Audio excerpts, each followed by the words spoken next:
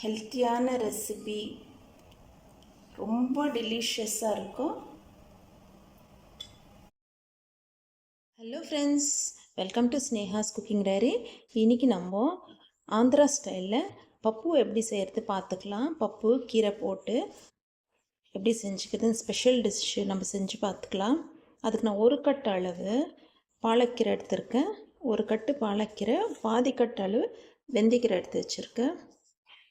இப்போ இதை நம்ம க்ளீன் பண்ணிவிட்டு நல்லா வாஷ் பண்ணிடலாம். உப்பு மஞ்சள் தூள் போட்டு, எப்போவுமே கீரைங்களை உப்பு மஞ்சள் தூள் போட்டு நம்ம வாஷ் பண்ணிவிட்டு அப்புறமா கட் பண்ணி எடுத்துகிட்டு வந்துடலாம். நெக்ஸ்ட்டு ஸ்டெப்பு, பருப்பு வேக வச்சுக்கலாம். அதுக்கு நான் 1/2 கப் அளவு தூர்தால் எடுத்திருக்கேன். இன்னொரு 1/2 கப் அளவு மூங் தால் எடுத்துக்கலாம். ரெண்டும் மிக்ஸ் பண்ணி போடும்போது குழம்பு ரொம்ப டேஸ்ட்டாக இருக்கும். இதையும் நம்ம வாஷ் பண்ணி எடுத்துகிட்டு வரலாம். பருப்பு நல்லா 3 முறை வாஷ் பண்ணிவிட்டு ஃபில்ட்ரு தண்ணி பிடிச்சி எடுத்துன்னு வந்துட்டேன். இப்போது நம்ம மஞ்சள் தூள் போட்டுக்கலாம். பருப்பு பாயில் ஆகிறதுக்காக கல் உப்பு போட்டுக்கலாம். 1 ஸ்பூன் அளவு கல் உப்பு மிக்ஸ் பண்ணிவிட்டு நம்மளுக்கு பருப்பு பாயில் ஆகட்டும். அதுக்குள்ளே கீரை வாஷ் பண்ணிவிட்டு நம்ம கட் பண்ணி எடுத்துகிட்டு வந்துடலாம். நம்ம கீரையில் உப்பு மஞ்சள் தூள் போட்டுக்கலாம். வாஷ் பண்ணுறதுக்கு இந்த மாதிரி போட்டு நம்ம கொஞ்சம் நேரம் ஊற வைக்கலாம். வாஷ் பண்ணிட்டு பிறகு உப்பு மஞ்சள் தூள் போட்டு இந்த மாதிரி கொஞ்சம் நம்ம தண்ணியில் ஊற வச்சுட்டு அதுக்கப்புறம் நம்ம கட் பண்ணி குக் பண்ணிக்கலாம். நம்ம கீரைலாம் இந்த மாதிரி கட் பண்ணி எடுத்துக்கணும். உப்பு மஞ்சள் தூள் போட்டு வாஷ் பண்ணிவிட்டு நம்ம கட் பண்ணி ரெடியாக வச்சுக்கணும். புளி இந்த அளவுக்கு எடுத்து ஊற வச்சுக்கலாம். ஊறட்டும்.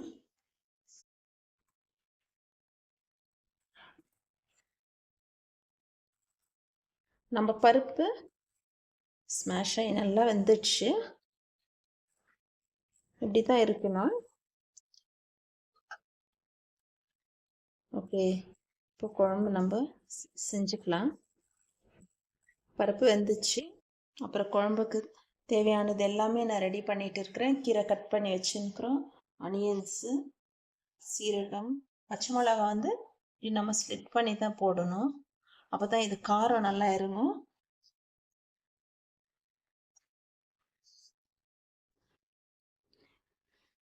ஒரு கண்டெய்னரில் கீ ஊற்றிக்கலாம். இந்த கீயில் தான் நம்ம இந்த குழம்பு தாளிக்கணும். அப்போ தான் இது டேஸ்ட்டாக இருக்கும். சீரகம் போட்டுக்கலாம். அனியன், க்ரீன் சில்லி போட்டுக்கலாம். கட் பண்ணி வச்சுருக்கிற க்ரீன் சில்லி, நம்ம காரத்துக்கு தேவையான அளவு க்ரீன் சில்லி போட்டுக்கலாம். நான் 2 மீடியம் சைஸ் அனியன் எடுத்து கட் பண்ணி வச்சுருக்கேன். ஒரு பூண்டு எடுத்து இந்த மாதிரி கட் பண்ணி வச்சுக்கணும். பொடியாக கட் பண்ணி வச்சுக்கணும். பூண்டு, வெங்காயம், பச்சை மிளகாய் இதெல்லாம் வதங்கட்டும்.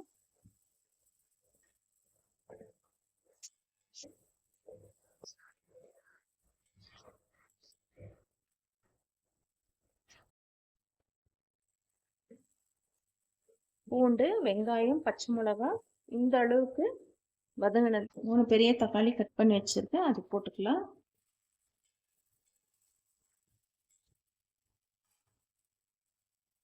உப்பு போட்டுக்கலாம்.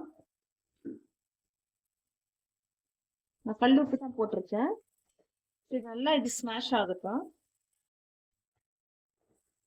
டொமேட்டோ நல்லா ஸ்மாஷ் ஆயிடுச்சு. இந்த ஸ்டேஜில் நம்ம கட் பண்ணி வச்ச கீரை போட்டுக்கலாம். பாலக்கீரை நல்லா ஒரு கட்டு, பெரிய கட்டு அளவுக்கு நம்ம வாஷ் பண்ணி கட் பண்ணி வச்சுருக்கோம். இதை போட்டுக்கலாம். அடுத்து வெந்தயக்கீரை. வெந்தயக்கீரை ஒரு பாதி கட்டு தான் போட்டேன். குழம்பு நம்மளுக்கு அதிகமாக வேணும்னா குவான்டிட்டிஸ் எல்லாம் நம்ம இன்க்ரீஸ் பண்ணிக்கலாம். உப்பு போட்டு இருக்கோம் ஆல்ரெடி. நம்ம பருப்பு வேக வைக்கும் போது உப்பு போட்டோம். கீரை வேகட்டும். நம்ம கீரை ஸ்மாஷ் ஆகிருக்கு. நம்ம தண்ணியெல்லாம் ஊற்றக்கூடாது ஃப்ரெண்ட்ஸ். இந்த தக்காளியில் இருக்கிற தண்ணி, கீரையில் இருக்கிற தண்ணியிலேயே கீரை குக்காய் வந்துடும். அப்படி ஒரு டிப் சொல்கிறேன். நம்ம கீரை செய்யும் போது இந்த மாதிரி மூடி போடக்கூடாது. மூடி போட்டோம்னா கீரை கலர் சேஞ்ச் ஆகிடும். இப்படி ஓப்பன்லேயே விட்டு நம்ம இப்படி நல்லா வேக வைக்கலாம். குக்கரில் பருப்பு கீரை எல்லாம் ஒன்றா போட்டு வேக வைக்கிறது அது வேறு மாதிரி டேஸ்ட் இருக்கும். ஆனால் இந்த குழம்புக்கு நம்ம இப்படி செஞ்சோம்னா தான் டேஸ்ட்டு கலர் எல்லாம் வேறு மாதிரி இருக்கும். ஸோ இது இப்படியே வேகட்டும். நம்ம கீரை ஒரு 80% வெந்துடுச்சு. வேக வச்ச பருப்பு எடுத்து ஊற்றிக்கலாம். நம்ம பருப்பு எடுத்து கீரையில் ஊற்றிக்கலாம். பாருங்க கன்சிஸ்டன்சி இப்படி இருக்கணும்.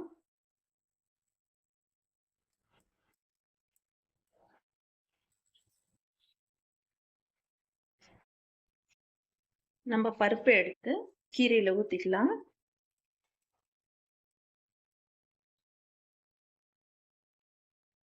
இதில் கொஞ்சம் தண்ணி ஊற்றி நம்ம மிக்ஸ் பண்ணிக்கலாம்.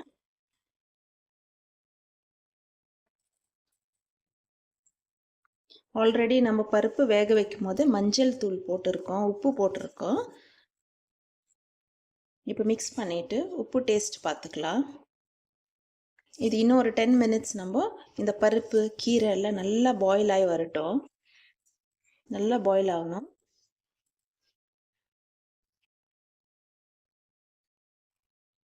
குக்கரில் கொஞ்சம் தண்ணி ஊற்றிக்கலாம்.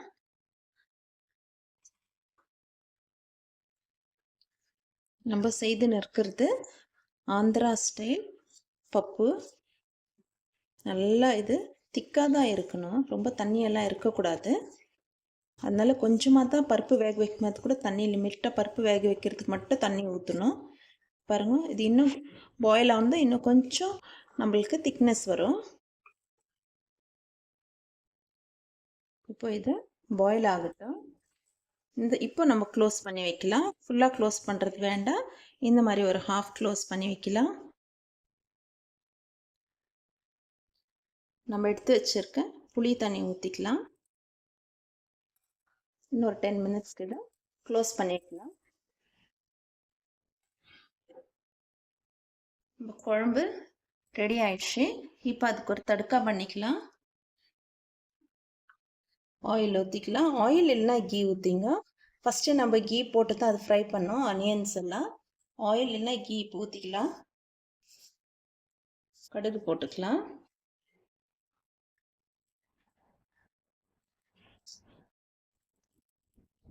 கறி லீஃப் போட்டுக்கலாம்.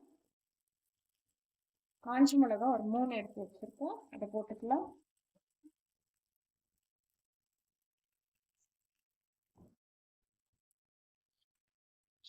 ஸ்டவ் ஆஃப் பண்ணிவிட்டு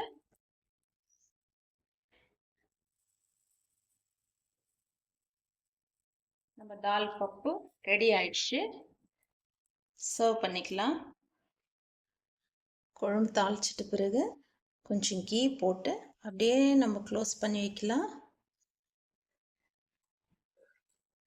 கம்முன்னு இருக்கும். கீ போட்டு நம்ம க்ளோஸ் பண்ணி வைக்கலாம். குழம்பு சூப்பராக ரெடி ஆயிடுச்சு.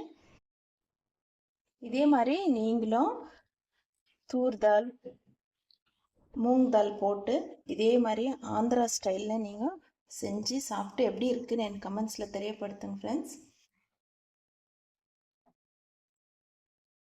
ஹெல்த்தியான ரெசிபி, ரொம்ப டெலிஷியஸாக இருக்கும்.